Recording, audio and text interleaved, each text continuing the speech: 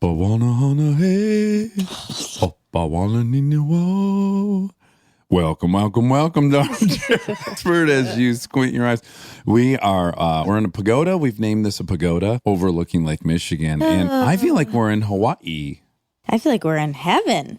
And I'm getting a lot of those Hawaiian songs in my head. Yeah. Well, we heard some at the beach last night. We got a little of that. Well, it wasn't exactly that. Well, it's very it was similar. Dave Matthews Band we were actually listening. Well, no, there was some Matthews, absolutely. There was some wailing, but there were a few Hawaiian songs. Okay. Yeah, one of them sounded like Today we have Jennifer Newsom, and the reason that we have her primarily is because we talk incessantly about the documentary The Mask You Live In, that talks about male gender roles, masculinity, femininity, CNM. Yeah. She made that documentary. That's right. She made that documentary. She also has a new documentary called The Great American Lie. She has just dedicated her life to really trying to make this place a lot better. She's also, fun fact, married to California Governor Gavin Newsom, who I find to be one of the most handsome guys out on the political circuit. Yeah, you were really attracted to him. I'm very, very attracted to him. He's got a real Kennedy, vibe. That's neither here nor there. Jennifer Newsom is a great hang, and I hope you'll enjoy. She is today's expert on experts. We get support from Quince.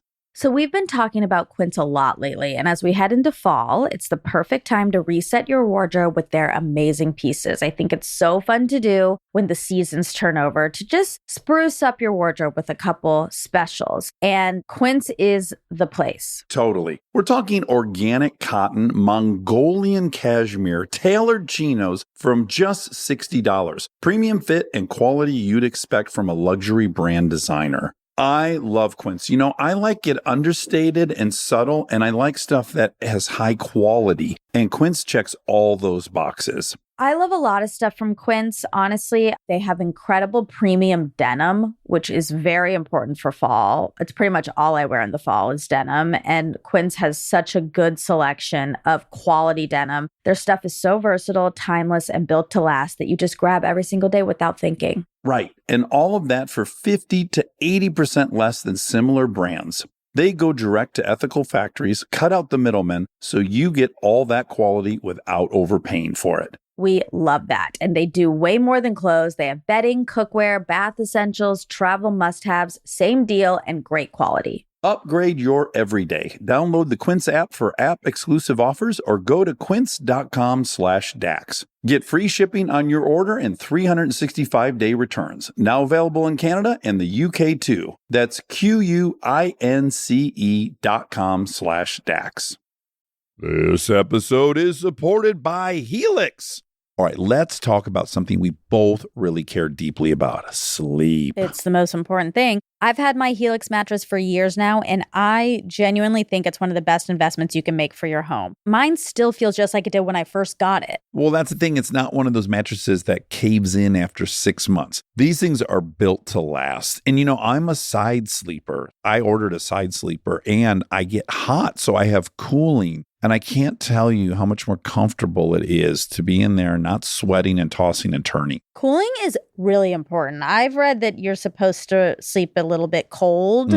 So I also have cooling. And they have over 20 models, so it's not a one-size-fits-all situation. You just go take their quiz and they match you to what actually works for your body. Plus, they've got cooling upgrades, which heading into summer, non-negotiable. Truly. Go to helixsleep.com/armchair for 20% off. That's helixsleep.com/armchair for 20% off. Make sure you enter our show name after checkout so they know we sent you. helixsleep.com/armchair.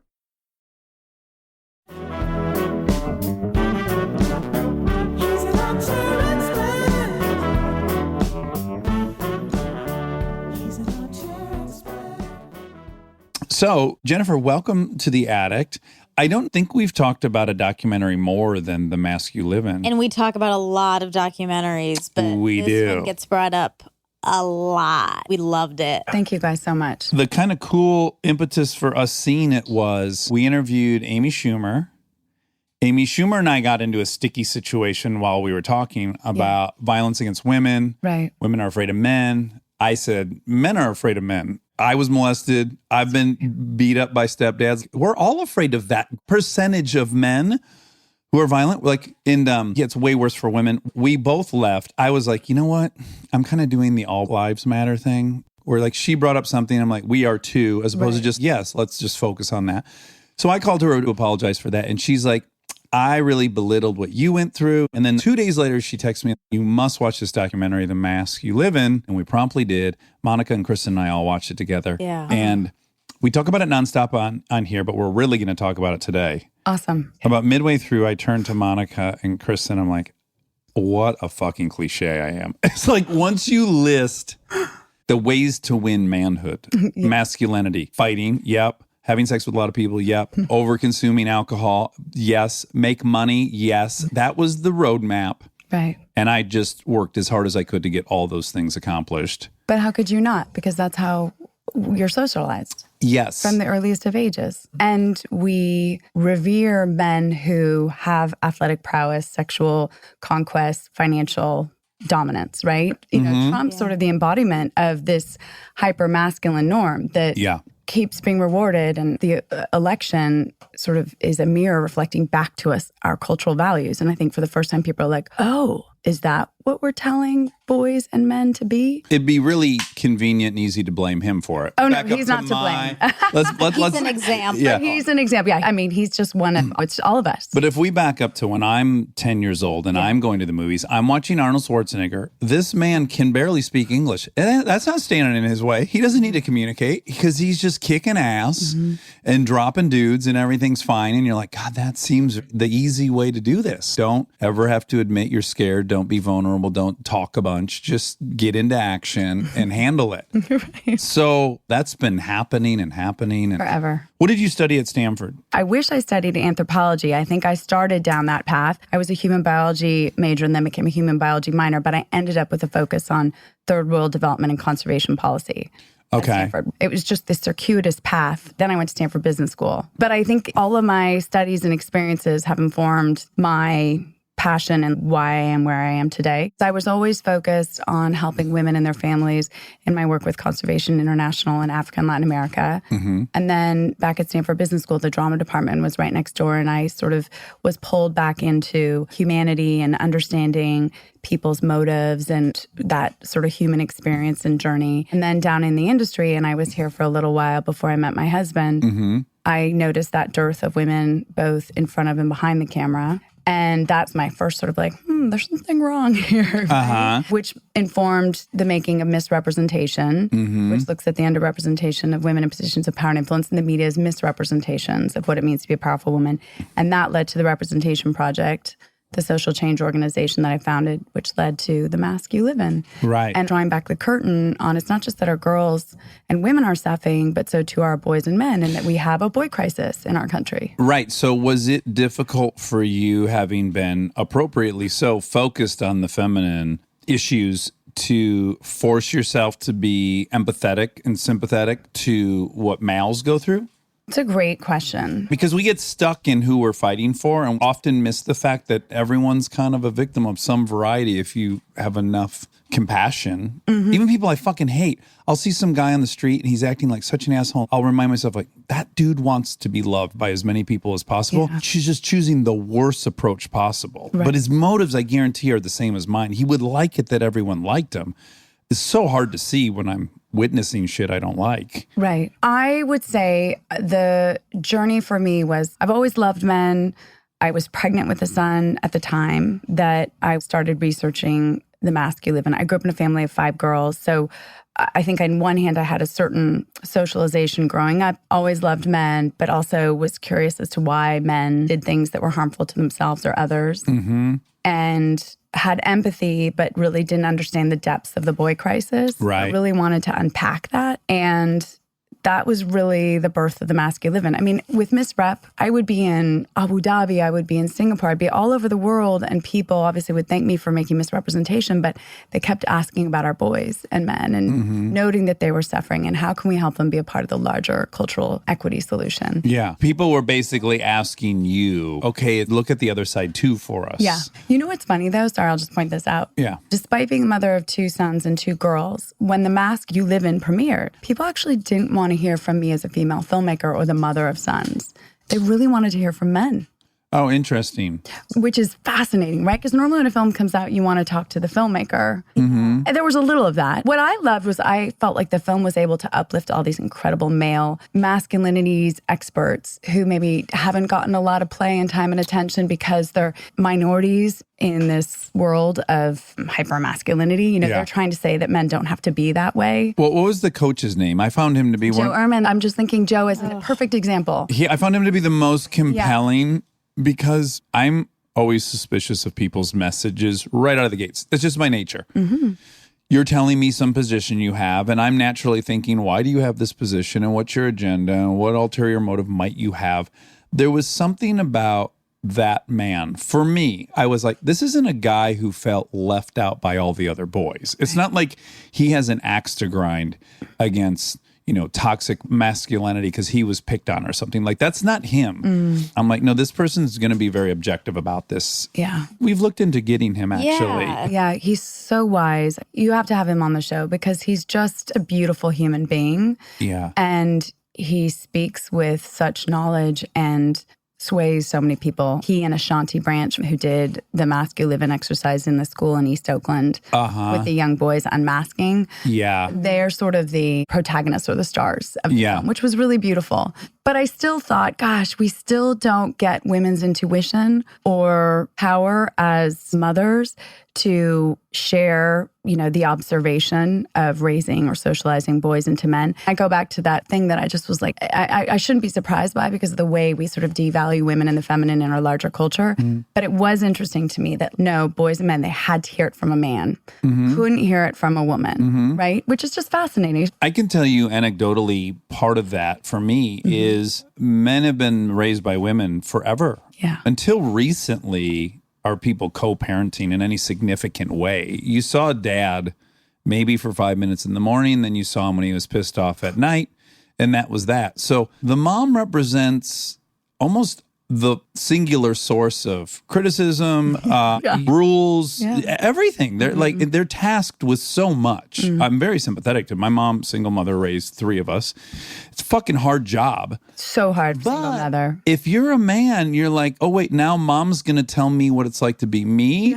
No, I'm good. So I can relate to it. I didn't mind at all because again, I dig that my mom's a badass, but I see the validity in why some people might have been like, well, let me. It's also just mirror neurons. Like if it's a man in front of a man, they're like, that's something I relate to. Yeah. You don't really get it because you're not me, but he's me. Yeah. So there's something in that. Yeah, there's a limit to empathy almost. Like, you look like me, you understand me. Yeah. We're the same. Which is a little bit the problem we have in our country right now, right? Yes. Yeah, absolutely. Yeah. Well, it's so dense, it's so complicated. There isn't a black and white anything about it, which is why it interests me so much. So let's walk through some of the things. Actually, before we do, what did mom do? My mom was a stewardess. She was an interior designer. She started the Children's Discovery Museum in the Bay Area and like tech at home at her school. But my dad did not want her to work outside of the home. He didn't. She raised us 5 girls. He was an investment banker? Yeah, investment wealth manager, and tried to retire a few times. And my mom sent him right back to work. Sure. Yeah. Little did anyone know, but she really was the boss. And I lost my older sister. You did? In an accident. At what age? Stacy was 8. I was a few days before my 7th birthday. Accident. I was part of it. Oh, Horrible. no. My husband knows I have a anxiety. Yeah. Sure. And of course, my 7-year-old son is wild and braves doing dangerous things because he's just very physical and very confident and very capable. But Do you follow Chelsea Handler at all? I love her. Her brother died when she was, I guess, 10, and she adored him. And it's easy to think of what it does to you, but it impacts your parents so much. You have kids, I have kids. I mean, literally, I can't imagine continuing on if either of my daughters died. Yeah. I'm right there with you. But mom and dad stayed married. It's very rare, very painful for them. A little Nordic sort of denial, repression, move forward, have more kids. A little of that, a little bit like we don't need therapy. Right. Which is why I think I started delving back into sort of the arts and humanity, because I was like, well, I need therapy. Yeah. This isn't going away. I know, this is not going away. Yeah. No, yeah. Do you have survivor's guilt in the traditional sense? I have survivor's guilt. And I think it was just a few years ago where my mom and I were in Montana, where my parents live right now. I think I'd had my third or fourth child, and I got sort of choked up with her, and I was like, Mom, I'm so sorry. Yeah. And she was like, I'm so sorry. She took responsibility, but shut down, and I took responsibility. Yeah. And it was like we kind of both took responsibility and didn't know that the other one was in pain and suffering. Brutal. Yeah. Codependency was born. Yeah. Yeah, you're so right. If on my watch, my 4-year-old lost her older sister, the amount of guilt I would take on about not only did I just experience loss, but now somehow I failed her. Right. But she can talk a little bit about it now? Or Yeah, she's really strong. did she have aspirations that she regretted not pursuing? And she told you girls, you're not doing this, what I did. My mom always raised me to be a leader. Her father was in the Air Force, and they lived all over the world growing up. He was also the mayor in a small town in Montana at one point. So I think she's always sort of like loved that and been excited about that I am by marriage and also through just my own sort of advocacy in that world. I also think she was conflicted and torn because of being the generation where you stayed home and you raised your kids. So there's been a push-pull, and I've definitely felt judged at times. Sure. But I've also felt supported. It's not been without the hurdles and pain points. So my mother's hardcore feminist. Awesome. I also see where that was a huge burden on my sister, because my mom accomplished all this stuff in spite of being in a very misogynistic world with a very misogynistic dad, who was still great, loved him, our grandpa. And then my dad, who was like, no, you're going to hang at home and I'm going to go sell cars. She did all this in spite of all that. So now I think my mom subconsciously was like, okay, you now better become president. Yeah. Which is so unfair. For any child to inherit their parents' aspirations is just a little bit tricky. Yeah. Right? No, definitely. Well, I'm just releasing tonight our documentary, The Great American Lie. And I think a lot of us are kind of unearthing this sort of comprehension that money and power isn't everything. That at the end of the day, it's about relationship. It's about love. It's about empathy. It's about building community. Yeah. The shit that's free. It's frustrating. Yeah. We've gotten off track as a nation. I'm hoping that we can all be a part of this larger movement to kind of come back together and find our common humanity and recognize that we have so much more in common and that it's not all this materialistic stuff. Yes. Let's start at the beginning. The first thing that out of the gates in the mess you live in that both Monica and I were like, oh, wow, we would not have guessed that. And that doesn't sound right. Is they gave a psychological evaluation to 10,000 girls and boys, and come to find out that the psychological profile is like 90% overlapping, right? That there's only really 10% difference between men and women, and it's like 5% on either shoulder of this bell curve. That right there, I was like, oh my God, is that even possible? Because I am a big defender of like, no, boys like what they like, girls like that. Right. You guys can try all you want, but you put some fucking girls in a room and some boys and put trucks and dolls, it's going to happen from the get. I've always been kind of that opinion. And then you walk us through, okay, well, if we started 90% identical, what happens? So these general stereotypes that we think of as like guys aren't as empathetic as women, which I certainly have thought that. My wife, she has to police her empathy. You see a commercial, and then she's fucking leveled for a half hour. Oh, I'm similar to that. And then I'm watching it and I'm like, yeah, out of my hands, can't change it. I don't know. I'll move on to the next, right? And I'm like, oh, there's something different physiological about us. So in your film, boys, we kind of beat empathy out of them. Yeah, at the earliest of ages. Some studies indicate that boys are born more sensitive at birth than girls, and that we socialize it out of them. I can attest to, from having 2 boys and 2 girls, my sons are more sensitive, more emotional. All kids are on a spectrum, right? But my 2 boys are more physical than the girls. The girls can kind of sit there and da-da. The boys are constantly moving. It's a spectrum. Everyone's sort of on that spectrum somewhere. But the boys are so attached to relationships, are really, really important to them. And when those relationships are fraught or broken or vulnerable, they're emotional about it in ways that my girls, they might have a little outburst or something, but they're steadier. And I find that really interesting. Yeah, it is. I could list all the many things that I agreed with. First and foremost, so I didn't have a dad around. So I was definitely like whatever the group of boys said was the benchmark of being manly. I got it from those guys. I fought, but I was terrified. Like it was all very scary. None of it was ever not terrifying. And yeah, I remember being very emotional. My best friend broke up with me in a way. There was no conventional way for us to address that. Like I couldn't have as a boy been like, oh my God, I'm so sad. I miss you. And why aren't we friends anymore? I would have been a fag. Yeah. That would have been step one. Yeah. I just want to say that when I interviewed young boys and the experts who I also interviewed who have done all this research on young boys, these boys are desperate for intimate relationships with others and with themselves. And we are socializing that out of them. We're asking them to cut off their heads from their hearts and deny real feelings, real emotions, denying parts of themselves. And so it's not natural what we're doing to them, right? And how many of these middle school boys that I've interviewed are feeling like they can't ask other boys for help, right? They can't express their love, their affection. And they also are kind of, I thought this was really interesting. We're irritated with the pressure to objectify women and girls. These are middle school boys I'm talking about. They were like, too much, too soon, too fast. I just want to be her friend. Right. And I thought that was so beautiful. And of course, that's not true of everyone, but all the boys that I interviewed, that's how they felt. And I felt like marketers and the entertainment industry and adults aren't listening to those boys who just want to be boys and just want to have real relationships. They don't know how. So what's really fascinating too is, and I was aware of it, but it's not till you like laid it out where it's the worst thing a boy can be is a girl. So you're acting like a girl, you're being girly, you're running like a girl, you're throwing like a girl, you're a sissy. And then the only thing worse than that would be that you're gay. That's like the A-bomb if you're a boy. So what happens to you subconsciously, which was so mind-blowing to me to think about, is if the worst thing in the world you can be is a girl, then clearly girls are below us. It's like no one ever said, hey, girls are less than us. But by saying the worst thing you could be is a girl, you're telling me they're lower than us. Right. It's that hierarchy. Yeah. The hierarchy of our gendered values. So to be strong and masculine is on top and to be feminine and supposedly weak is on the bottom, right? So by virtue of that, boys that are gay and girls and people of color, unfortunately, in our country right now, are perceived as less than or inferior.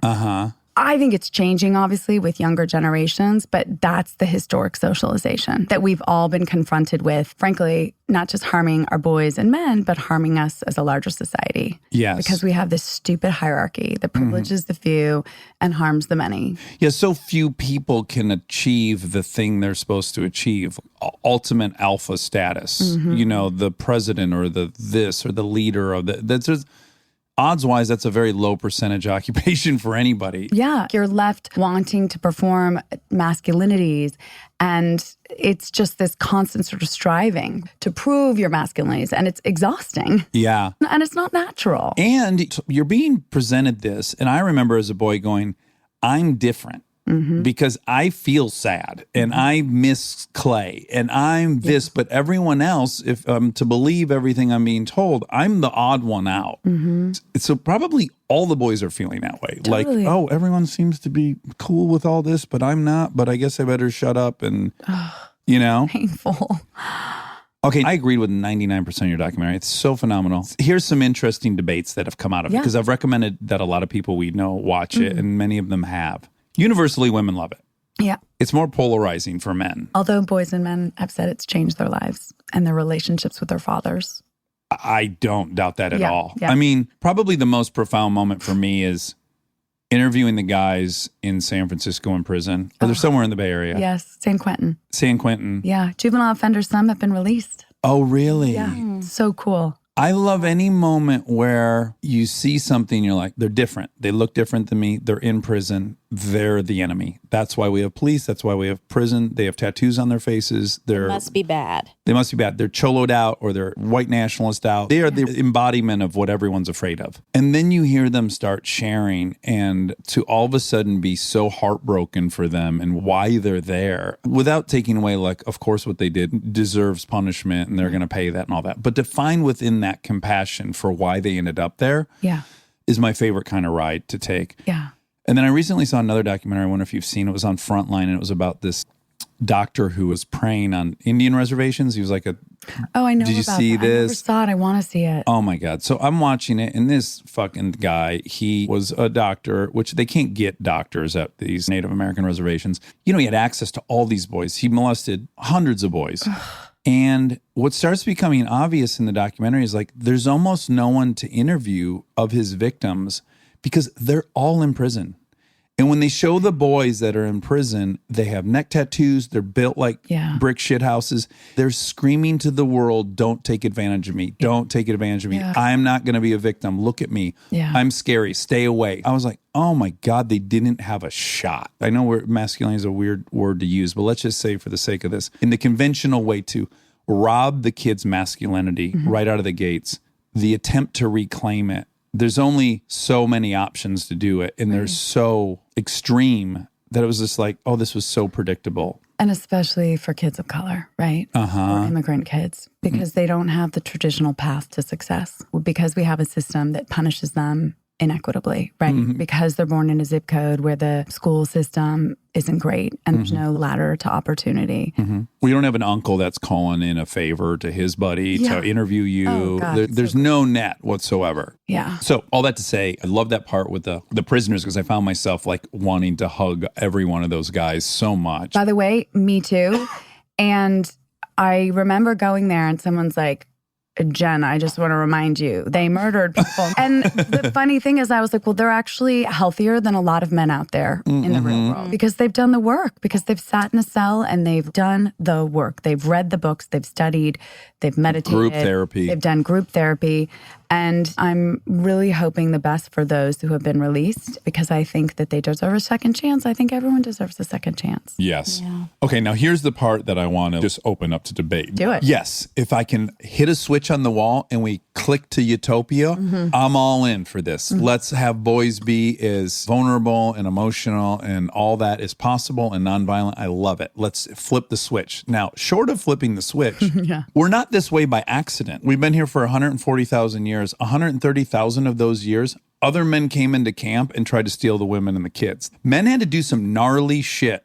And to do gnarly shit, you've got to create compartmentalization in their heads so that they can go into a zone where it's like, yeah, I'm about to hit another human in the head with a club to protect all these people. So that's what's a little bit interesting about the psychological profile and us being 90% the same, because we have been tasked for the vast majority of time we've been here with doing the really ugly, crazy shit. It's a little dicey to now go, great, we appreciate that that's how it was forever, but now it's not. No, totally. Let me try something and see if this is a solution to kind of what you're sharing. So we're living in this modern era where the transformative leader is embraced, the leader that's more community collaborative oriented, more empathic oriented. In a global economy, you need people to be able to multitask. You need that sort of less siloed thinking, right? The siloed thinking's gotten us to a lot of trouble. Look at Wall Street, look at the traders. The tribalism. And one thing that we found historically is that because women have been socialized and portrayed roles that were more communal and relational oriented, and because of the nature of having to manage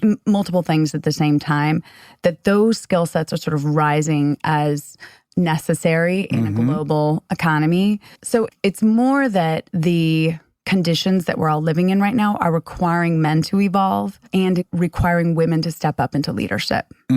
So they're requiring men to not be so siloed. And requiring women to actually perhaps be a little more siloed so that they can lead, right? Right. Because I think what we found is that we've been missing women's voices at the tables of power. And without that feminine voice, which obviously all men have, whether they're using it or not, without that feminine voice, we've gotten into a lot of trouble, right? Yeah. And I know I'm combining, which is why my film series is a trilogy, is I'm kind of combining the themes of the different films and kind of pulling them together, which is just that a recognition that we're all born with the masculine and feminine in us. And it's helping the men who, frankly, are suffering more now because they're missing the relationship. They're wanting that relationship. They're wanting the care and empathy and the relationship with their children. And, the Mad Men eras, that didn't make them happy. They're left with all their secrets. They don't talk to anybody. There's no relief. Wanting. Yeah. And so, whereas women are going, whoa, okay, I've got the home front down. I actually have much more to contribute. Yeah. Here's the conundrum. I count my lucky stars I don't have boys. I'm so grateful I have girls because Dax Jr. comes home from school and he's been pushed down in the hallway 5 times by the same guy. Everyone laughed at him, all this stuff. Yeah. Now, I know from my experience, the choice that Dax Jr. can make is spend the next 10 years getting that treatment. Right.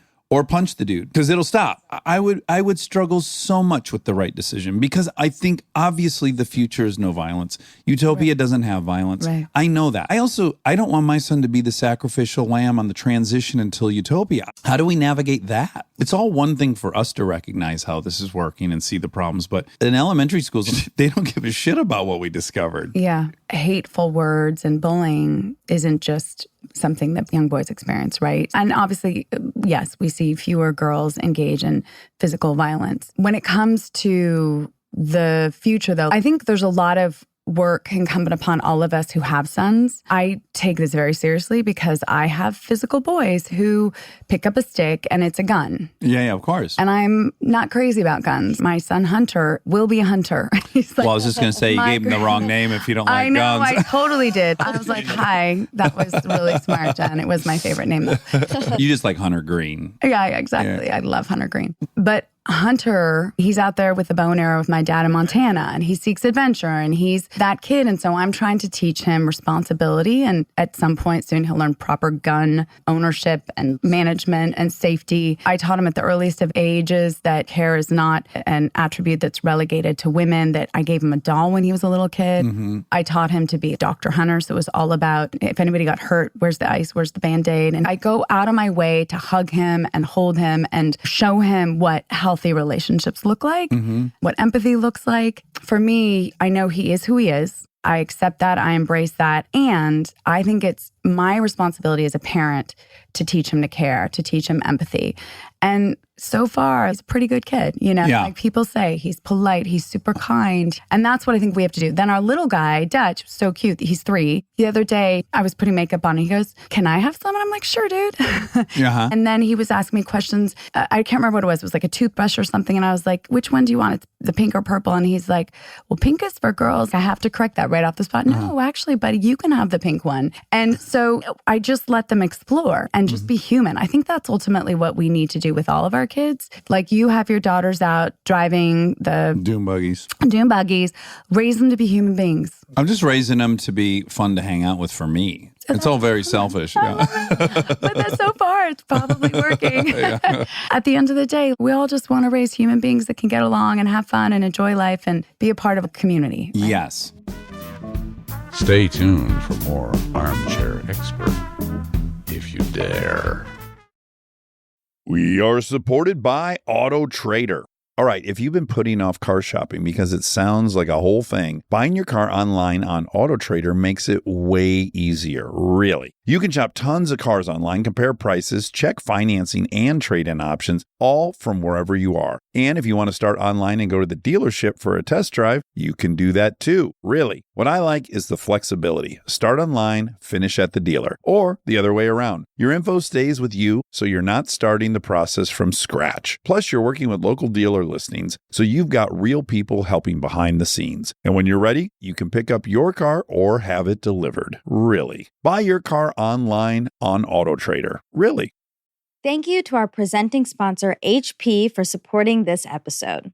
Parents, you've got enough on your back-to-school list right now. Ink cartridges do not need to be on it. They just don't. The HP Smart Tank printer uses a refillable ink tank and comes with up to 3 years of ink included. It's the last printer you'll ever need. To learn more, search HP Smart Tank. This podcast is brought to you by Squarespace.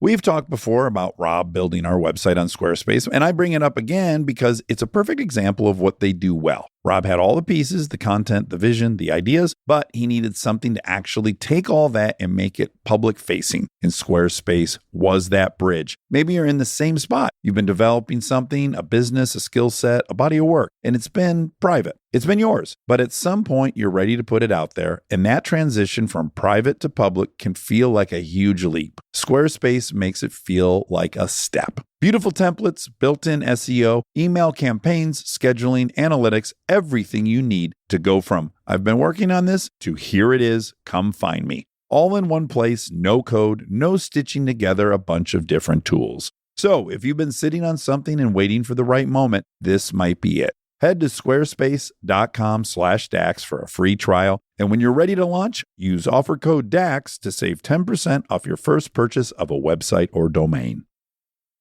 We are supported by Walden University.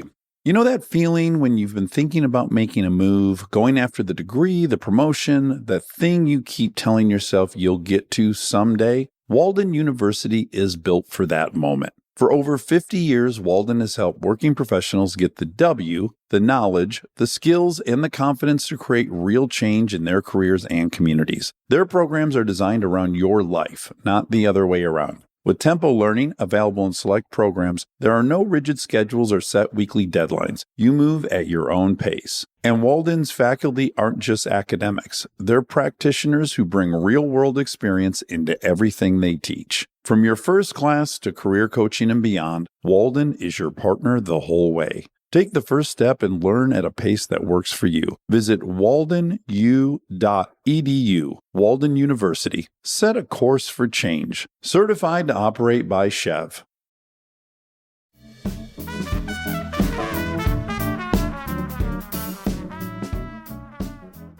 Okay, now here's the other big debate that happened. Yes. I think one thing that was left out of the documentary is this isn't going to happen from boys changing solo. Right. There's an interplay of boys and girls. Yes. Whatever girls are picking are what the boys are going to be. Yeah. So it's one thing to say like, no, cry on the playground, be sympathetic, all these things, and never have a girlfriend. That won't happen. So my wife loved it. It was like, yes, we should raise all boys this way. And I'm like, honey, that's great. You married a fucking gorilla. The other two people I was having that conversation, one's married to an NHL badass. Yeah. And the other one's married to another fucking 6'3" actor who's a stud. So if y'all pick alpha studs, it's not going to be easy to convince the boys below us that, no, trust, it'll all work out. The girls are going to pick you. But it's rewarded by girls, by society, but also by girls. And I've just met you, but the little bit I know about you in this podcast and what I know about my husband is there is empathy. There's depth. There's heart. Their soul. You can be a stud, but if you also have the heart and the soul and the depth and you stand up for those who are our most vulnerable and you out inequities in our society, I think that's a win-win. I do too. That's a really cool thing they're doing at my daughter's school. Yep.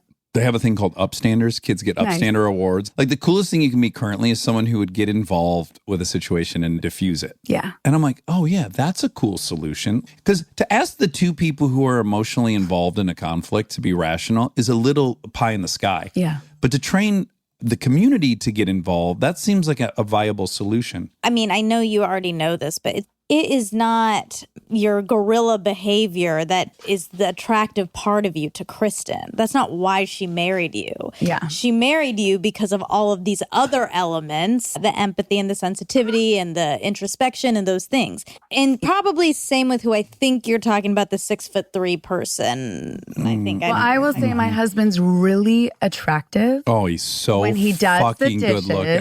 Right. And he's on the ground playing with the kids. This morning, he was playing a sport with our daughter at like 7:15, which I was really into because she was out of my hair. Yeah. And I was like, oh, that's so sexy. Yeah. Being a father is sexy. Being a present father, being a present homemaker is really sexy. I mean, obviously, sometimes when I hear him speak, I go, oh, I really love you. I'm proud of you. But I really love who he is inside. Yes, but I do think that that's second gear stuff. So yes, that's what got you to marry. gear. I don't think so, because they're not observable out of But I do think your point is well said. I think that some women have mixed up priorities, just as men have mixed up priorities. And I think some people want to marry someone who's rich, who's going to take care of them. I remember dating guys, and if they had a lot of money, I ran the other way. I just felt like I was a piece of property or meat, and it really made me uncomfortable. Yeah. So I think that's a problem in our society. I think it's something we have to address. I meet so many people, and I've met the guys that are already kind of talking down to their wife and this and that, and it makes me so uncomfortable. Yeah, it's the worst. We just have to do more, I think, with future generations because, and what do they say? It takes 20 years to change culture.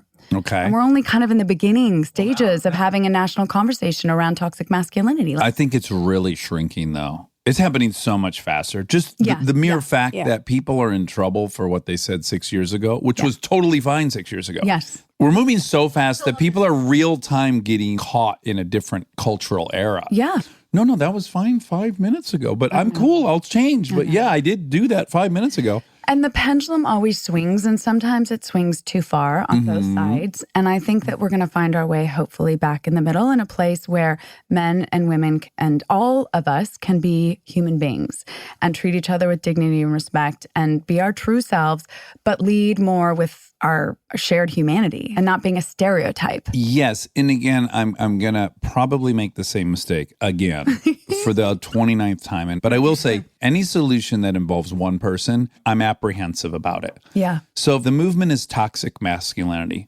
first and foremost, 95% of boys, I went to all these schools. 95% of the boys are sweethearts. They're actually not these, they're the victims of the 5% that are big alpha jock whatevers.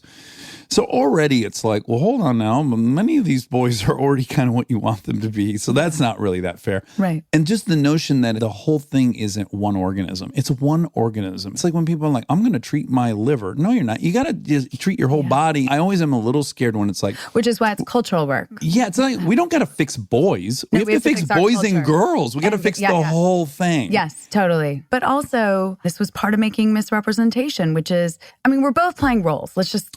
We're all playing roles, and we have to just shed the roles. I think if you just look at like one thing, if you isolate just sexuality, how sexuality has changed since I graduated high school.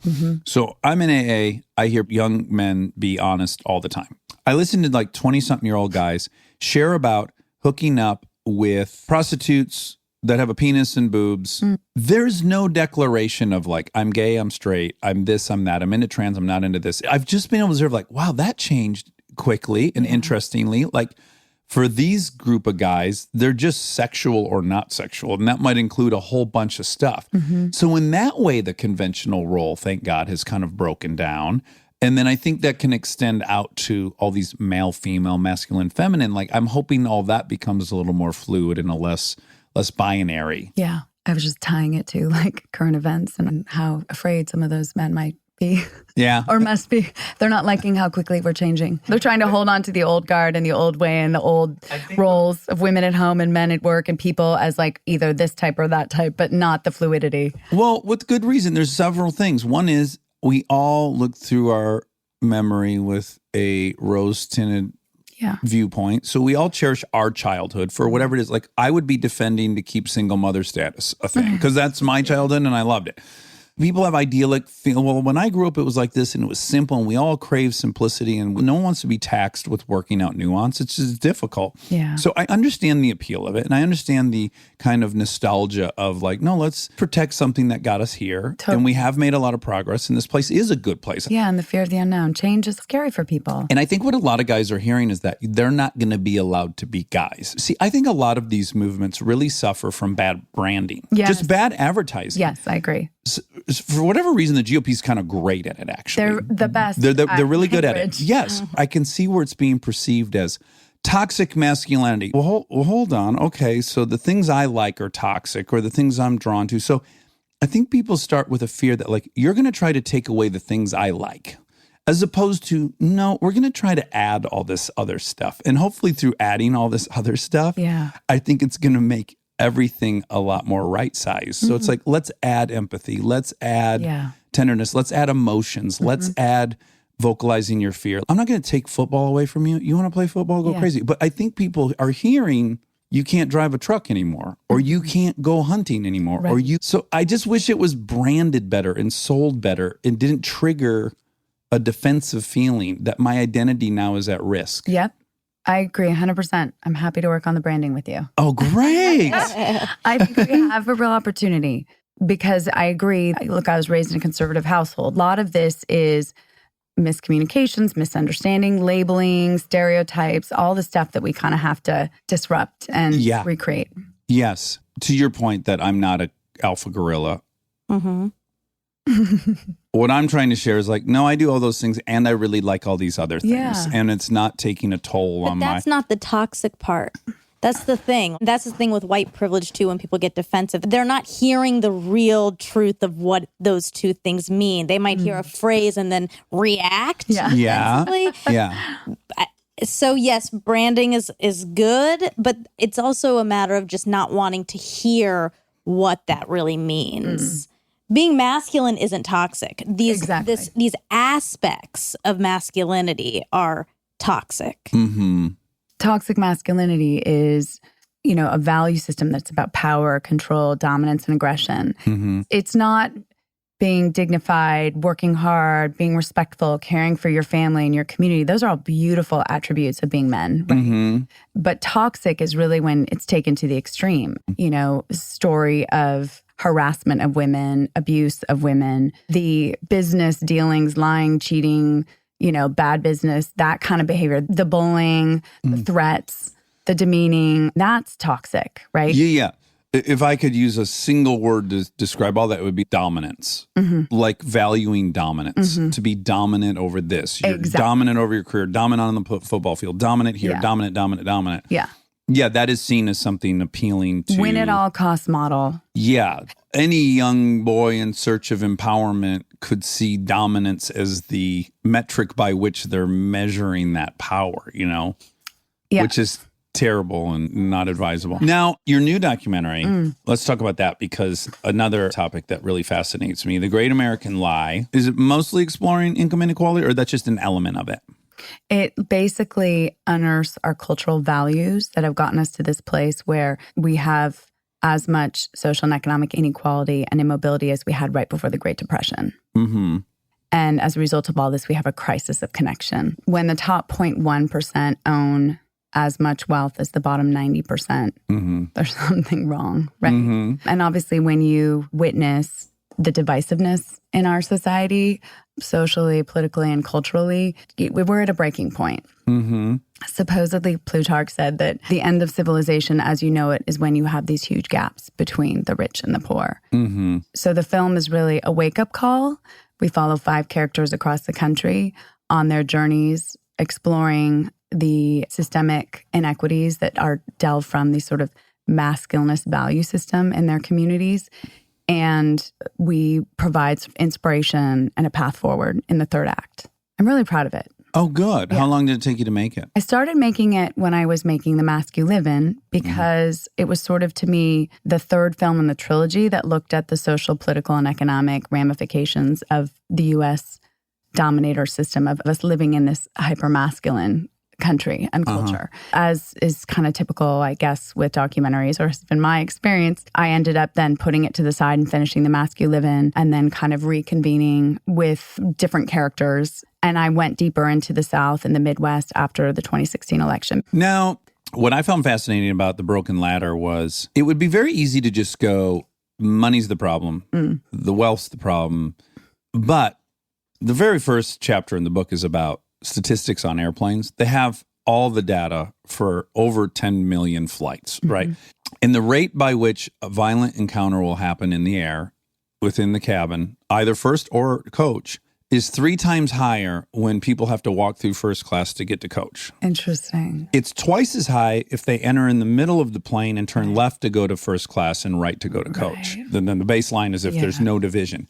And so he said, this is really easy to think of as a case of the haves and have-nots. And the have-nots have to have witnessed the haves and then they feel less than. But He's like, that's not even the story. These are not have-nots. An average flight is $350. People have time to take off work to fly and travel.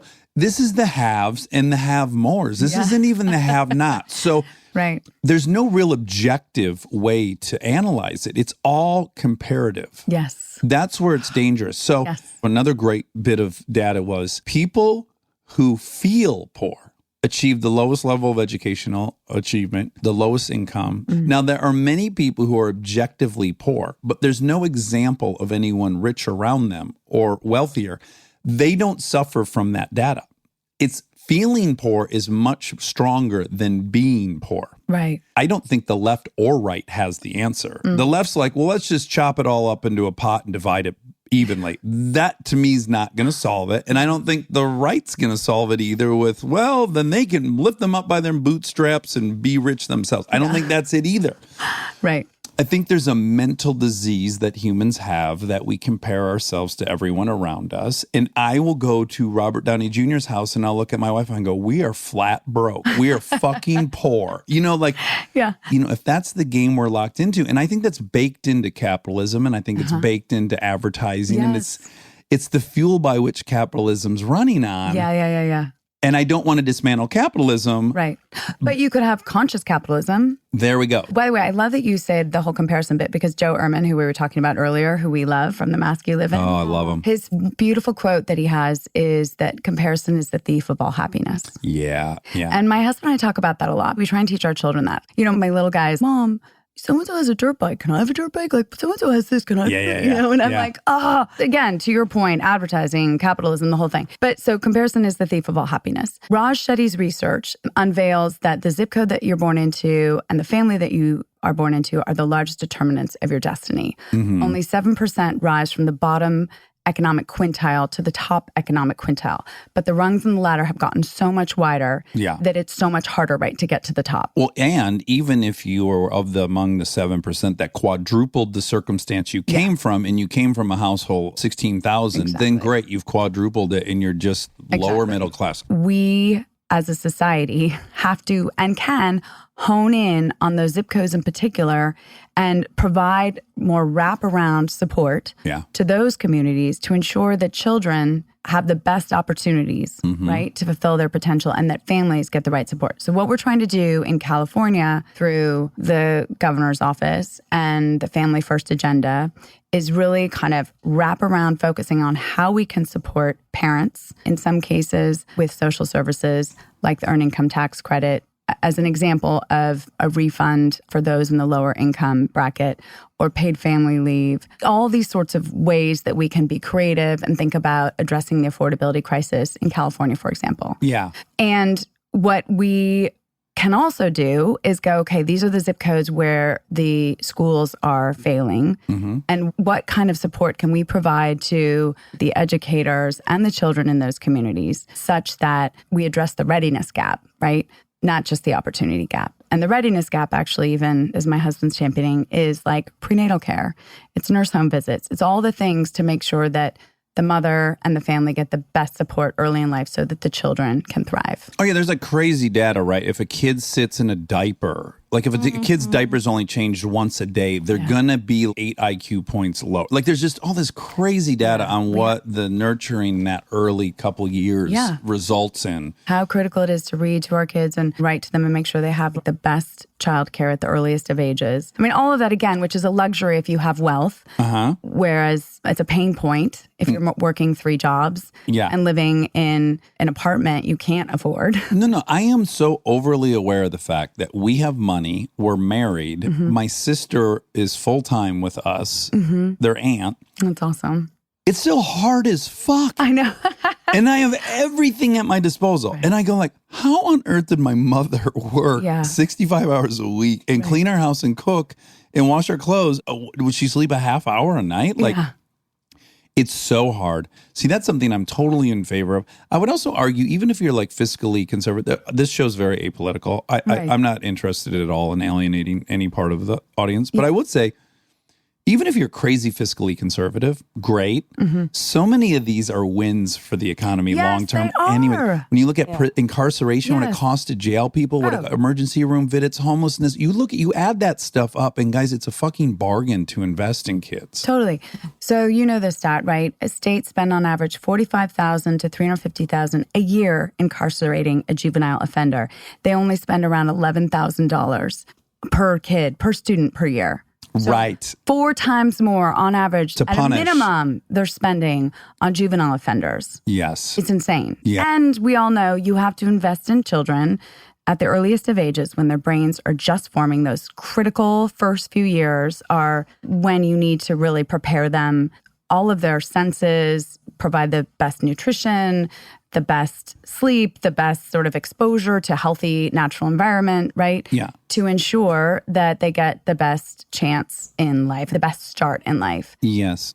If you invest in the beginning, it's going to pay off in GDP growth because these are going to be contributing citizens versus citizens who are dependent or unfortunately perpetuating cycles of poverty because they're stuck. Yes. You know, the thing, though, that's never seems to be a part of these plans that I wish were, that should all happen. That's great. Even if the kids rise out of poverty and they become super middle class, they're still going to feel poor. Yeah. So I want a mandatory class on mental health. Here's who you're allowed to compare yourself to. Earlier versions of yourself. That's it. You're on a trajectory trying to better yourself. That's it. Stay in your lane. Look at yourself. Be a better you. Yeah. Forget about it. Like, there needs to be an anecdote to advertising. I don't want advertising going away. It's making this possible. You and I sitting here. It's fantastic. I love it. But not unlike TV when it was on the public airwaves and the FCA was like, yeah, we'll let you do all this programming, but you need to do news. Yes. And you need to do child education. Yes. That's part of the deal. You get all this shit, but you got to do this. So part of capitalism is like, let's put some of that money into letting kids have some tools to evaluate the ads they're seeing, Yes. evaluate what it's doing to their self-esteem, let them know that that's happening. Yes. There's a study that came out recently. A friend that is over at Kaiser Permanente shared that the largest group of suicide deaths currently are young girls. I'm going to get the stat slightly wrong, Monocle, but it's like fact check it. ages 19 to 25. Does that surprise us with social media and the isolation. Is isolation, the anxiety, the depression? Yeah. They're not even having sex anymore. Yeah. Okay. Yeah. So I was with some friends who are actually women in the legislature who are now my friends, who were sharing with me that their daughters go to events with all their peers, boys and girls alike, and they don't actually even really stay at the event. They go to the event, they take a selfie, and then they Photoshop the stupid selfie and then post it. Yeah. It's all about status. Sure. Yeah. And it's not healthy No. at all. no. And it breaks my heart. Yeah. My daughters are going to hate my guts. It's just around the corner. So I'm just not having it. No, good. Yeah, I'm not doing it. Maybe when they're 40, they'll thank me on my deathbed. Exactly. No, I'm right there with you. I love the campaign. Actually, we want to do something at the state level that's around wait to 8 being 8th grade. I would even say wait till like 11 or 12, Yeah. but 11th or 12th, but which is really about not giving your kids access to the internet, aka not giving them iPhones until they're older. Because it's the social media is destructive. Well, let's start by saying, I guarantee you and your husband sit on the couch next to each other staring at your fucking phones. Oh, he actually has serious issue with me ever being on the phone. And I'm like, honey, I get really mad at him. Yeah. I'm like, I'm actually taking care of our children. Or I'm actually arranging for the dog who has some disease to go to the vet. I'm like, I am being the person that takes care of everything. You, on the other hand, are doing your work, which is okay. It's important, but still. But it's funny. We have this little thing about it. I can admit I'm powerless over this stupid fucking 4x6 thing in my hand. I've made my world 4x6. Yeah. I'm doing that. If I don't have control over it, Right. and I'm wrestling to have control of it, how on Right. earth is a 10-year-old going to have control over it? Oh, exactly. It's like, try cocaine. Yeah, Let's yeah, just yeah, try. yeah. Hey, do you like that? Yeah. I couldn't manage it either. I'm so shocked. You can't either? Wow, look at this. With no frontal cortex fucking developed. No, it is addictive. And actually, it's irritating to me. And we have work to do to basically out what all those in technology know. which is why they send their kids to schools where Waldorf type schools. Yeah. And their children don't have access to all forms of media. We have work to do. And part of it comes back to what we were talking about earlier, which is conscious capitalism. Like, how can we inspire and hold accountable corporate America and businesses across the country to create businesses and products for our kids that aren't addictive, that aren't hyperviolent and hypersexual, that actually are healthy, so that there's a social bottom line, there can be an environmental bottom line, there can be a mental health bottom line. Like there's so many other kind of triple bottom line models, quadruple bottom line models. We just have to be more creative, and we just have to commit to not just be all about the money. And there obviously is a movement. Some call it conscious capitalism. Some call it inclusive capitalism. But I know that that's where we have to go. I think California can do that. I mean, we have to. We're the home of entertainment and technology. And so we have a responsibility. As California goes, so can go the country. Okay. And you chose to go by the first partner. Explain this to me, please. So First Partner is just a continuation of my work at the Representation Project, where we were basically unearthing and disrupting limiting stereotypes, gender stereotypes and norms. First Partner is gender inclusive, and First Partner is gender expansive. So we will have a female governor someday. Oh, I got you. An LGBTQ governor. I got you. And then I wanted to put out into the world, because we live in such a rugged, individualistic country, that partnership is the way forward. Right? That through partnership, we will move forward faster in society. And so First Partner is really also recognizing that it really takes partnership to be successful. And that's really what we're trying to embody in the Capitol. I love that explanation, because I was like, by you not wanting to go by First Lady, to me is implied that somehow being lady would not be desirable. See, I didn't fill in the blank. No, I filled in the blank and I was wrong. Right. But I love that it's more or less paving the road for someone else to not have to be in the murky territory of what am I. I dig that. That's nice. Okay, well, we will continue to promote for free the Mask You Live In. We absolutely love it. We said it so many times that at one point we said we can't say it for a couple episodes. To be too much. No, thank you so much. It made an impact. Well, and it's necessary though, right? Because not enough people have been sort of socialized to go, oh, I don't have to be what culture is telling me to be. I can just be me. You know? So good to meet you. It's so nice to meet you. Thank you. Your husband's so fucking gorgeous. When he is on Bill Maher, I am like, what Monica and I watch. He's good on Bill Maher, right? He's great. Awesome. He's great. He's a student. He works really hard. He's also got tons of swag. I want to talk more about his looks. We already know he's like smart and a good person. Yeah, exactly. It's time to turn the tables. Let's objectify him. I take all my desire to objectify and I turn it all on men. He does have a superpower, which is I'll listen to that motherfucker talk about anything because he's just so good looking. I'll look at him and I'm like, I'll hang out but for another. Articulate. He delivers. The whole package. He delivers, but I am way more open to just stare at him talking because I'm so transfixed by his handsomeness. And Monica, you are too. Don't even deny it. I like his brain more than his face. Of course, but that face is a great conduit to that brain. Yeah, I think we women actually. I think there's a good portion of us that actually like the brain and the heart more than the wealth and the looks. Oh, God, we're killing ourselves in the gym. We don't have to. We should be at the library. You should be hanging out at the library. Super sexy. That's where all the girls are. You might as well. I know. It's exactly where all the girls are. Guys, I don't think anyone's at the library anymore, but yes, point remains. And last thing. Having Secret Service is the weirdest thing. Part of it's fun. In the beginning, it's strange and you feel a little bit uncomfortable or trapped. But then these guys and women are so cool. They just become family. As everyone says, you really miss them when they're gone. Yeah. You really do. Yeah. You really do. You get attached. You got to watch out you don't succumb to like a My Bodyguard thing. 'Cause I notice is handsome and he's very like capable. And I just want to caution you. Married. Well, that doesn't stop a lot of folks. So just have your guard up, okay? Because I can see everyone in a bedroom. I don't know. Well, that's true. That's true. Let's not rule anything out. But I think should he tackle you out of the way of something, there might be a moment in slow motion where you glance up at and you're like, oh wow, I guess I didn't notice eyes were that beautiful. Just have your guard up a little bit. God, I hope my business listening.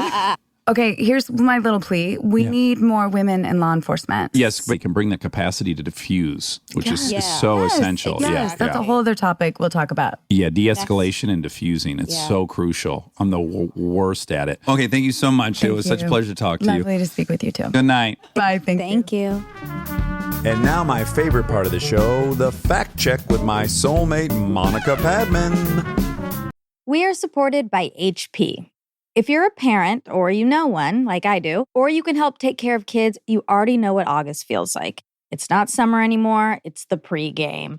The supplies list, the forms, the "we need this printed by tomorrow" texts that come in at 9 p.m. And I say this as someone who's been on the receiving end of those texts in a former life. You're ready to help, and then the printer says no, out of ink, blinking at you, useless. It's such a small thing, but it will absolutely derail your night. So when I heard about the HP Smart Tank printer from HP, America's most trusted printer brand, I thought this is the kind of thing that actually makes life easier, not in a big flashy way, in a one less crisis way. Instead of those little cartridges that run out the second you need them, the HP Smart Tank uses refillable ink tanks, and it comes with up to 3 years of ink included. 3 years. That's 3 back-to-school seasons without the cartridge panic. HP can't fill out the forms for you, but they can make sure the printer is never the reason you're up past midnight. Search HP Smart Tank. Monica, I have a lot of congestion. We're dealing with lots of pollen and allergens in the air, and even you are suffering. I am, and I have no allergies normally. I take pride in that. I brag about it. You do, and guess what? You too are fallible and vulnerable to the pollen and the bounty of burgeoning life here in Michigan. Got me. These Michiganders got me. So this is not an ad. This is not a sponsor, but we're both pounding Zyrtec D. It's got that Sudafed in it. It's nice. It makes nice a product. huge difference, doesn't it? Oh, yeah. Oh, and then what was funny is you can only buy one box of something with Sudafed in it. Yeah. So I had to use my license to get the Zyrtec D, and then you had to use your license to get the Aleve D. Yeah, and you can only buy that one time per month. It's so exclusive. One time per month. You know what they used to call that? The cookers of meth would send in a cadre of people to buy up all the Sudafed before it was, you had to show your license. Oh. And they called that smurfing. Really? Yeah, so I felt like you and I were smurfing.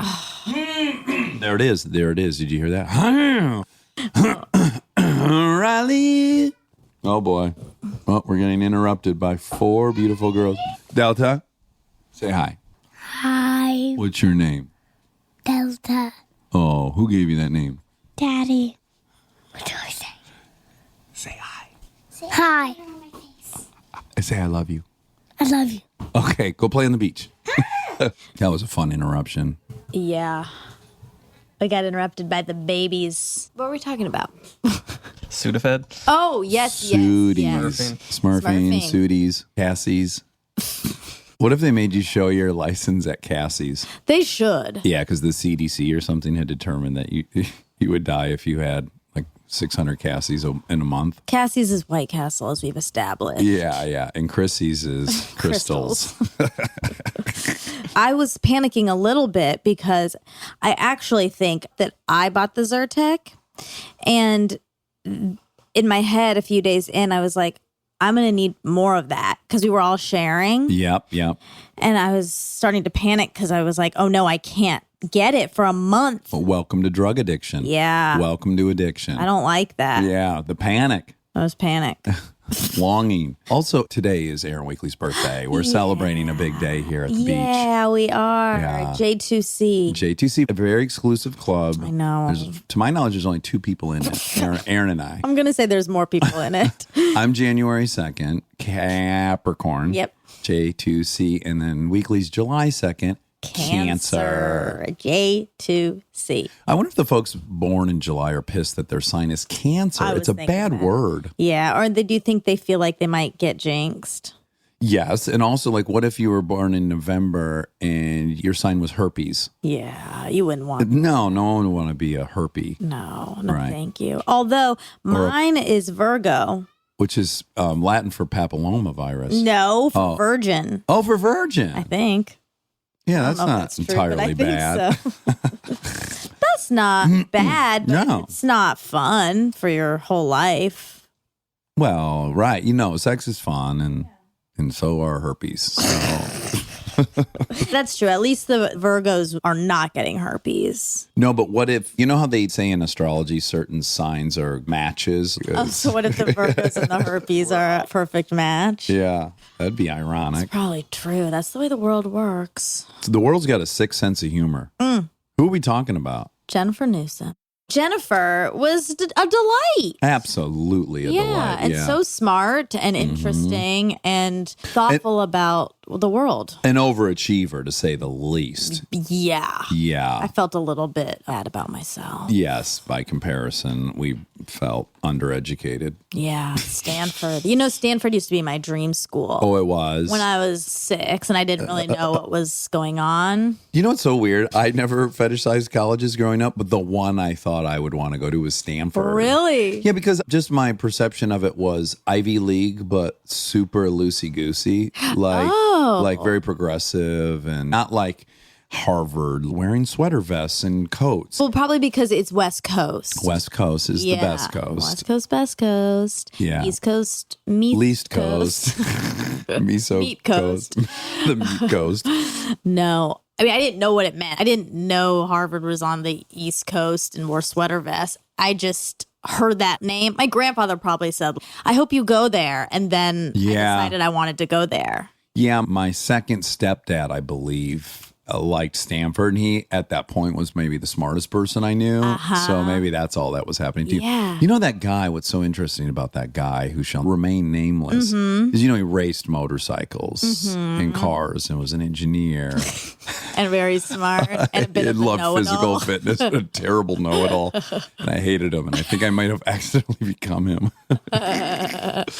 Well, you took the good parts. Yeah. I do credit him for teaching me how to think differently. I've said that on here before.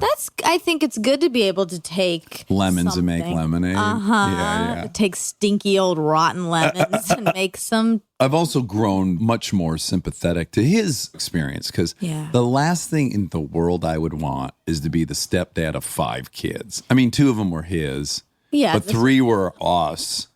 Right. That's a lot. Yeah, it's a lot of stuff. He chose that. He did, but it's hard because you're not the hard. parent. You can't talk to me the way I talk to Lincoln or Delta. You haven't earned that right. Yeah. So I'm like, excuse me, dude, we've known for 18 months. I think I'll decide, My brother was a fucking teenager. My brother was like, no thanks, pal. That would be really hard. That's a hard pass for me. I have a lot of respect for people who are good step parents. I think it's a lot harder. You also don't have that genetic thing where it's like, you're extra tolerant of their annoyance. If I go to a restaurant and I hear kids acting exactly how my kids act, it drives me bonkers. But when it's my kids, it doesn't bother me as much because I have a genetic. It's the limits of empathy, Yeah, but I think it also has to do with time spent around. I guess if it's only 18 months, it's not enough time. No, it's not. It's not. But like Carly and Barton, of course, he was there very early. Right. And he put in the time and he took her to baseball practice. He's her dad. That's right. And he's her dad. Yeah. That's right. It can be learned. It can develop. It can be learned and turned. So just now I interrupted. You were about to do a Hawaiian voice song. Yeah. Yeah. And before we started this, you asked me to do it and I didn't do it. You want to do it. Yeah. What, you feel like you're going to offend No. Hawaiian speakers? No. Oh, It has nothing to do with that. Okay. It's just when someone's asking me to do something Your like immediate that, reaction. I don't want to do it because there's no winning that. Baloney. No, there. Baloney. Hold on. Wrong. You doing a Hawaii song right now would make me so happy. It would be a big win. If I did it on my own, not you asking me to do it and then me repeating what you just did, it's not a win. And sometimes you do ask me to do things like that and I never do it. And then I always feel like you think I'm not fun. Well, let me ask you a question. How do you know it's not a win if you've never done it? That's my question. Because I'll say to Aaron, do your thing, and he does it, and then everyone laughs. And then Ryan, do your, oh, boy, wee. All right? And then that's a big win. No, and then people ask me to do stuff. Yeah, that's completely different. If you're asking me to do something that I do. No, half the joy is try that. How do you think we get all these things? Is like we're all trying them for the first time. The hop on away was Ryan singing it out loud. And then I was like, oh, I'm going to give that a shot. Yeah, I know. But it was organic to you. Organically, you decided, I want to try it. And then you did. He wasn't like, Dax, do that. And then you did it. Because then, look, to be honest, if he did that right after he just did it and he was super funny. I'd try it in a second. Okay, well, I'm glad that you would. I think there's something even deeper. The peer pressure trigger. It's deeper than this conversation. Then what? What do you mean? Well, the fact that it's been a long-standing thing you've had where you do not adhere to peer pressure, and in cheer camp you didn't do it. Mm-hmm. And you now realize that maybe something fun happened in that room, right? Yeah, I don't actually regret that. I know you don't, but you have come around to think like, oh, maybe it would have been fun. Well, I've done things that I felt peer pressure to do that I was super not happy that I did it. Oh, really? Yeah. Well, that's what I'm wondering. Did you have a very bad experience where you succumbed to peer pressure and you go, never again? Never forget, never forgive. I mean, one time, this is so stupid. One time I was at a water park with my friend, and there was a ride I did not want to do. Okay. And it was a big slide that then dumped you into this whirlpool of water, and you get spun around, whatever. And I did not want to do it. That looked very scary and like something I was not going to enjoy. But then I did it because I felt like I wouldn't be fun if I didn't do it. So then I did it, and I hated it. You and hated I was so scared, and I was basically drowning. Yeah, so that's a pretty profound experience. That's very profound. Yeah. And I had to act like I liked it. Uh-huh. Yeah. So you were kind of also then fraudulent. Yeah. Do you think it could potentially be a step in the right direction to try it? No. Really? All right, moving on. Okay. Moving on. Jennifer. Okay, so the rate of divorce after a child dies. The Compassionate Friends, an organization that supports bereaved parents, conducted a study in 2006 showing that the divorce rate among couples that suffered the loss of a child is about 16%. It's just Oh, less that's than I low. thought. Yeah. That's low as hell. But It's lower than the national average. But on another site I was looking at, it said, in light of the significance of child death as traumatic experience for parents, research on parental bereavement is more limited than might be expected. Most studies have been clinical descriptions of participants in grief support groups, example, Compassionate Friends. So it is specific. Yeah, because that. I would argue if you're the type of person that found your way to a support group, you're the type of person that's probably going to also find your way to some marriage counseling and other things. And work hard at Yeah. Yeah, that's what it's saying. So the findings likely have been influenced both by self-selection factors that led individuals to seek this type of help and by the participants' experience in the support groups. Yeah. I know the rate for parents with autistic kids is like 2/3 of them get divorced. Really? It's crazy high. Yeah. It's They very, talk very about hard that to. in parenthood. Yeah. It's hard to stay together with that level of stress. Yeah. I get it. If everything's going smoothly, there's not enough time for each other. Then you add in something that is upping the resources and time. And it's coming from somewhere. And it feels counterintuitive because it should be that you would want a partner in handling something like that. But then it just doesn't pan out like that. I hope not to offend anyone who has an autistic kid that I'm presuming to understand something that I don't. But I would imagine a big source of the anxiety is what should we do? What works best? And it's so unknown, and it's not a science. So now you have two opinions constantly on something that is really, really hard to figure out and track. Is it the diet? Do we do this? Does that help? You know. Yeah. Well, I didn't let him have the yellow pan, and he was fine. You know, like all that stuff. Yeah. I think it's just fertile ground for a lot of anxiety and more opinions and not a lot of confidence and Yeah. yeah. And blame. I think there's a lot of blame that happens. Sure. Okay, the Frontline documentary that you watched about the Native American doctor, that's called Predator on the Reservation, season 37, episode 7. Really on the nose. Predator on the reservation. That really sums it up, doesn't it? When I Googled, I felt pretty confident that was the right one. Unless there was like a large savanna cat in the reservation, like a lion or a leopard. Made its way through the reservation. Anything shy of that, you're going straight to pedophile. Yeah. Yeah. Oh, I was thinking about this. when I was listening. So you were saying that part of this need for boys to feel like they need to be tough and strong and all of these things, women are a part of the issue. Girls are part of the issue because girls like guys. Right. Like that. Yeah. And it's definitely true that this is an everyone issue. But I think it's even deeper than that. I think it's that girls in high school, we're talking about like high school age or middle school age or whatever, girls in high school want to be popular. And so the way to do that is to be with the popular guy. Yep. Absorbing their status. So it's all a weird cycle because they're picking the popular guy so that they can be popular, but it looks like they're picking the tough guy. Sure. And so the then, football star. yes, but really they might not be picking that person because they like those things. They like that that person has status. So This it's is all yeah, and then it's just an endless cycle because it's like, Yes. why is the guy popular? The guy's also popular because he's getting the cutest girl in school. Yes, and- but the cutest girl probably just likes him because he's popular because of the Yes. Yeah, it's a whole problem. But I will say, as we acknowledge on here a lot, we are a very fluid mix of our biology and our culture. And then even those two things overlap in a way that you can't separate. But just look at birds. Why are male birds prettier than female birds? The real reason evolutionarily is that a bird with a very loud, expressive pattern attracts more attention from prey.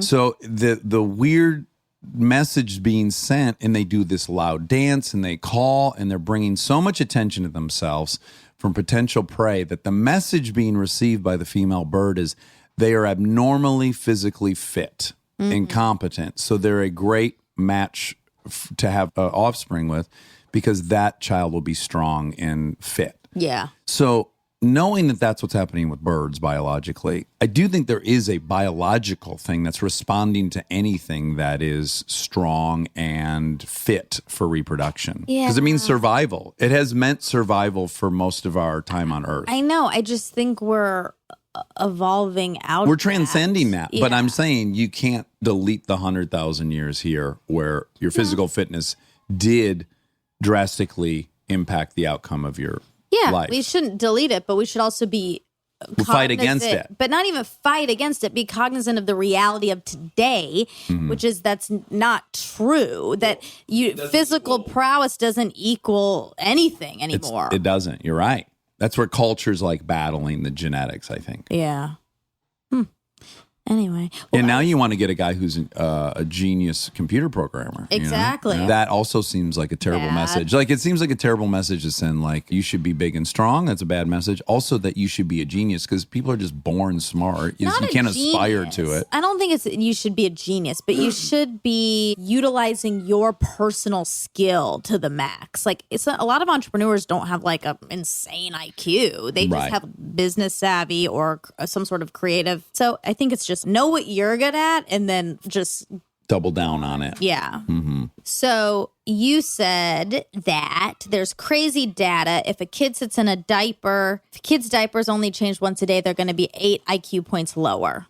And I did not find that statistic. That's the foundation that Kristen works with. Yeah, I think 8 is not Too high. accurate. Yeah. Wasn't I guessing? I don't know the amount of points. So there's one study. They examined IQ, reading, math, and neurocognitive domains of fine motor skills, language, visual, spatial, memory, learning, and attention executive functions in 2 groups of non-sexually abused, medically healthy, neglected children, one with DSM, post-traumatic stress disorder, and one without, and a demographically similar healthy non-maltreated control group. Significantly lower IQ, reading, math, and selected differences in complex visual attention, visual memory, language, verbal memory, and learning, planning, problem solving, and speeded naming were seen in neglect groups. So definitely. Yeah. But I didn't have any points, but it's for sure, of course, real. An Australian study of 3,796 14-year-olds found that those who had been reported as having suffered abuse or neglect scored the equivalent of some 3 IQ points lower than those who had not been maltreated. But there was an article I read also about saggy diapers, soggy saggies, Okay, soggy saggies. that it can affect their motor skills because it affects the way they learn to walk. Oh. Like if Yeah. they've got a poop in their pants. Yeah, they're like walking around with chafed buns. Yeah, with wet butt cut. Wet butt cuts. From Cedar Point. Those kids are just hanging out at Cedar Point too much, those babies. There should be a study on all of us who went to Cedar Point so much and got these wet butt cuts. I bet our your I bet, IQ yes, is I a bet I couple should be points smarter. Lower. Most certainly.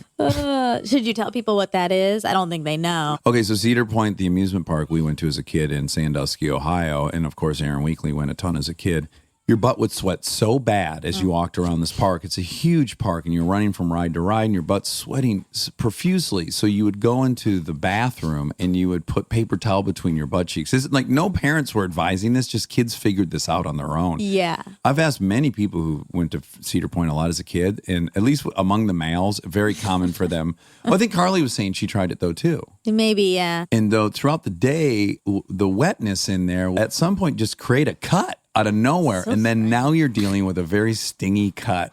And then you're back in the bathroom. The toilet paper does not work because it's thinner than a micron and it just turns to paper mache in your buns. So you got to go with the very coarse brown paper towel, which also might create the cut, the wet butt cut. Oh, so it's a chicken or the egg. It's inconclusive, yeah, whether it's the rough, coarse paper towel or the friction and sweat that creates the cut. But the cut is almost universal. Everyone gets a wet butt cut. Yeah, not me. I've never experienced that. But I've never been to Cedar Point. But I have been to Six Flags and spent all day. Flying over Georgia?